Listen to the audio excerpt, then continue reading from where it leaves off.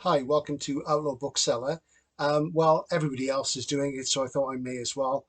There comes a time in every SF reader's life when they feel obligated to read Dune by Frank Herbert and its sequels. Or do they? Well, I read Dune way back in the late 70s, and I have to say, it didn't blow me away. I've changed some of my ideas about Dune since then on rereads. I think I've read the initial novel about 4 times, but it's never for me felt to be the stone classic that everybody says it is. And I think that's the problem with popular books generally, is they're so lauded. And particularly in SF, they're not always the best books out there, just because they're the most popular. I'm not saying that things are bad because they're popular. Some very, very good things are popular, but I'm not so certain Dune is one of them. But what I wanted to do today was just talk through some different editions of Dune, since everybody's so interested in the film coming out and what have you. So I'll start just to show you the current B format editions of Dune are very handsome, and they're published by Hodder and Stoughton in some cases. That's a Hodder copy of Dune Messiah, the second of the Dune novels. And it's interesting because Hodder have had licenses to the Dune books in paperback going way back to the 70s. And initially, of course, a lot of them were actually published by Gollancz in hardcover when Gollancz would license things out. So the interesting thing about this is that some of the books in the livery are actually in Gollancz. This is Children of Dune, and that's got the Gollancz sigil at the base of the spine there, and so does God Emperor of Dune, same again. These are rather handsome editions, actually. I think these are really nice. I mean, a lot of B format paperbacks don't do a lot for me, but these are really, really nice. So you can get these at the moment. And Heretics of Dune, very handsome. Again, Gollancz. So recently, some of these were in Hodder and Chapter House Dune. Great thing about the Dune books is, apart from God Emperor of Dune, they've all got rather good titles, I think. So you can get those at the moment, and they're the standard UK editions. Of course, way back when I read Dune the first time, I read it in this lovely edition, which again is Hodder and Stoughton in Hodder's NEL imprint, New English Library. And that's an A format paperback. I am going to talk about formats at some point, but just so you can see the difference between an A and a B. The sizes, what's the size? There we go. And what's interesting about this edition of Dune, I remember at the time it seemed really special because if you look, there's no blurb on the back. There's an ornithopter and some sand dunes, and there's Fremen on the front, presumably in a still suit. And it's a big book, as you can see. And so confident were the publishers at the time about Dune's fame, they didn't even bother with a blurb. It's rather like when you could buy, Led Zeppelin albums wouldn't have the title on, like Led Zeppelin 4 doesn't say Led Zeppelin anywhere on the cover. So that's a testament really to how popular and how well known Dune was. This copy was 195. This isn't my original one. This is one I acquired a few years ago. Just have a look when it was printed. This was a 1982 reprint. So it shows it's still in A format, way into that. I think I bought mine about 76 to 77, something like that. And as I say, I wasn't that enamoured of it. What I would say about Dune is it does have great ideas in it. It's the articulation of them that I'm not so fond of. Just to show you the rest in this format, this is Dune Messiah, an NEL from the same period. Very nice indeed. And I really like these covers. And I wish the life of me I could remember the artist, but I can't. And it's written on the book, but it's way too small for you to actually read. I've got lots of books with covers by him. We'll cover him at another point.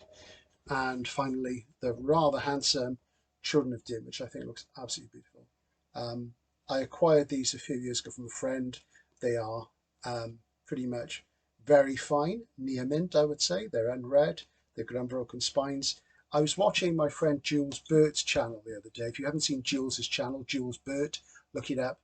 He's an ex-bookseller. He and I used to work together back in 2011, and he's an absolutely bonkers collector of anything paperback that's numbered, and he stops around about 1970, whereas I kind of start about 1970.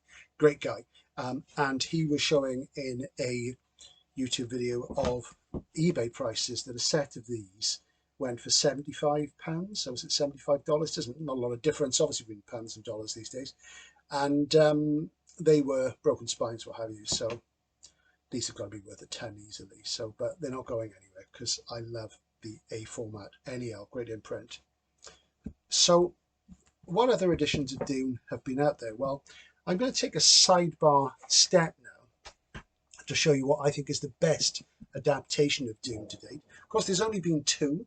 There's the famous David Lynch film, and he gave it a good try, but it was a bit of a mess. It's got some good bits. There's the Jodorowsky film, which never happened, thankfully. That would have been terrible, in my opinion.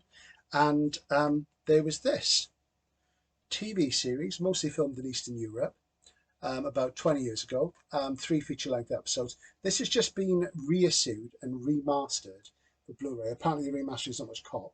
It was on the Sci-Fi channel. That's the only time you hear me saying Sci-Fi as opposed to SF.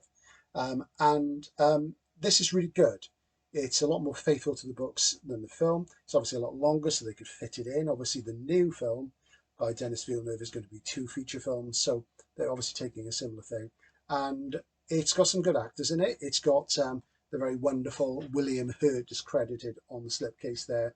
William Hurt, of course, is best known in the world of SF for his portrayal of Eddie Jessup in the wonderful film Altered States, based on the novel by Paddy Chayefsky, one of my favourite SF films.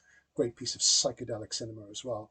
And he gets top billing in that. But the very finest actor in this is an English guy called Ian McNeice, who plays Baron Harkonnen, and he's absolutely marvellous. So if you've not seen Dune, the miniseries, check it out. It's well worth a look. The effects are ropey, yes, whatever, but of course it's your imagination that counts in SF. So I would say do check that out. At the moment, you can get Dune in hardcover, and it comes in a Gollancz Masterwork hardcover. Now, this isn't it. This is another Gollancz Masterwork hardcover, just to show you what the livery is like. This is the current Gollancz Masterwork hardcover of Kurt Vonnegut's Cat's Cradle. As you see, it's laminated boards, no jacket, the yellow spine, all the usual iconography that you get from Masterworks. This used to be my favourite Vonnegut when I was younger. I reread it recently. I have to say, I really didn't like it. We'll talk about Vonnegut again. I really blow hot and cold about him. I think it's all to do with mood.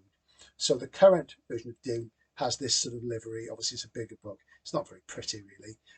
But I'm going to show you the original Masterworks hardcover of Dune, which is this one here. Masterworks did quite a few things in hardcover. These go back a bit. Let me just check the date of this one. Let's have a look. This is 2001. So this is, I think they did 10 or 12, maybe a few more of these. It's got a proper jacket on. As you can see, I've covered it with some plastic there to keep it nice. And it's got the proper Victor Gollancz sigil at the bottom of the base of the spine there. And it's also got a number. It's number 1 in the Masterworks hardcover series. These are very sought after now. They're very uncommon. This is mint. This is the copy I've read most recently. Great sandworm on the cover there. Very nice. That's not going anywhere either. So those are some editions of Dune, the current and the classic, as it were. I don't have many of the hardcovers apart from that, because I used to have some of them and I let them go.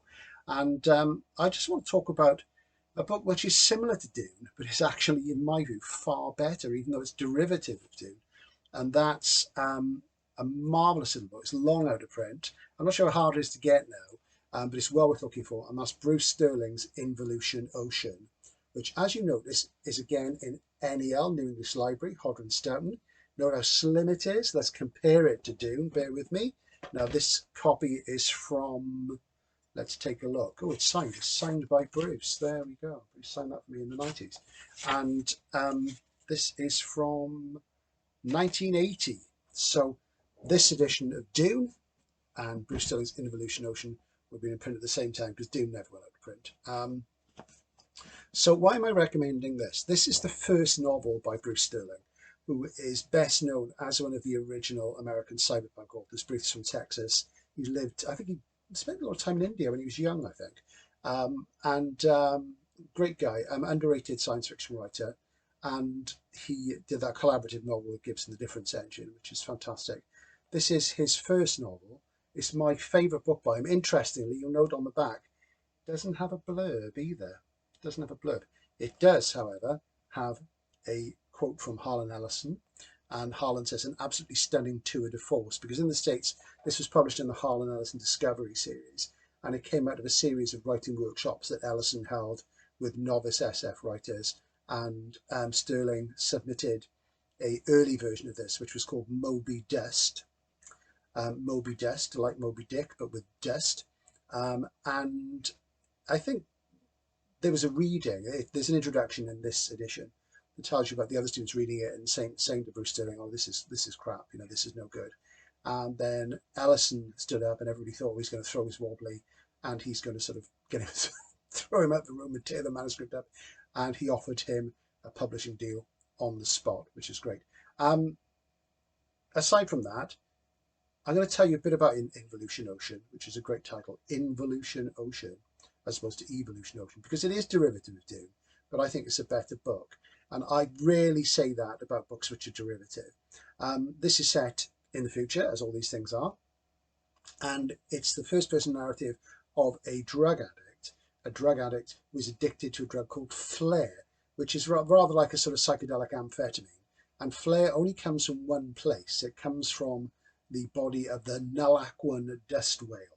Now, the Nulakwan dust whale is rather like the sandworms in Dune. And Nulakwa is a planet. Nulakwa literally is Latin, of course, means no water. There isn't really much water on Nulakwa.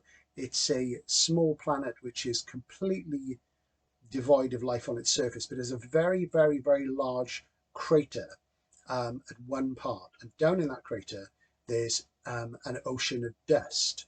Yes, an ocean of dust.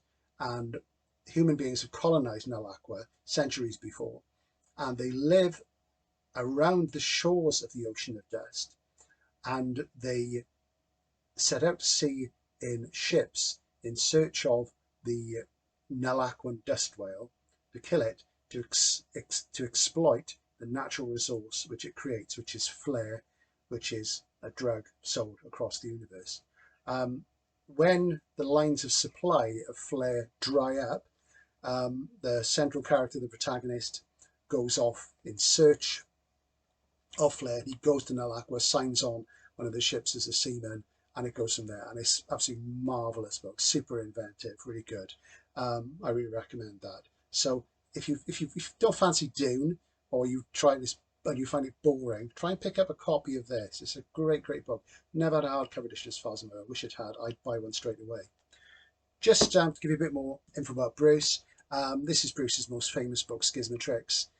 This is a penguin from the mid-80s, and he put these stories together. They were in various magazines and what have you, and these are some of the original Cyberpunk stories. This is really, really good. If you can pick it up, do. This was very, very much the zeitgeist at the time. I think this is 85. Let me just take a look. This is a mint penguin. Oh, I got that signed as well. Look at that. That's signed as well. Yeah, 85. So that's the same year that Neuromancer came out in paperback. So Bruce was in the Mirror Shades anthology. So he was one of the key cyberpunk figures. In between these two books, he wrote this proto-cyberpunk book from, let me just see. Again, this is 85. I would have said it was earlier. 1980 in Harper and Row in the US in the hardcover. It took 5 years for a UK paperback. And this is The Artificial Kid. It's got a faded spine. This is my original copy. And this has got real sort of time at broadcasting of this superhero type figure.